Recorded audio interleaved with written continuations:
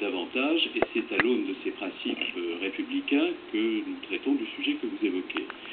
Quelle est la question? Au moment du Ramadan, il y a dans les mosquées des récitations qui durent parfois toute la nuit et qui consistent pour des psalmodieurs ou des récitatrices, que l'on appelle mouchilat, à décliner de façon psalmodique ces récits que l'on appelle tawari. Non, il faut être précis. Il faut être précis.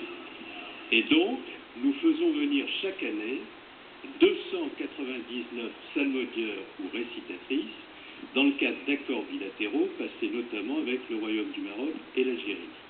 La liste de ces personnes nous est transmise un mois avant leur arrivée, ce qui permet de procéder au criblage. Ces personnes qui sont des fonctionnaires des États avec lesquels nous avons signé ces accords bénéficient d'un visa de court séjour pour la durée de leur présence en France, qui arrive à expiration le jour de la fin du Ramadan, et non pas ces personnes retournent.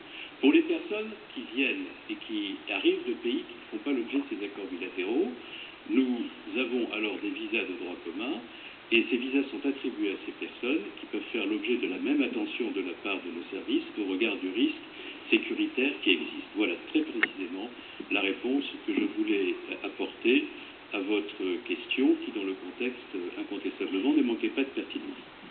Merci, Monsieur le Ministre.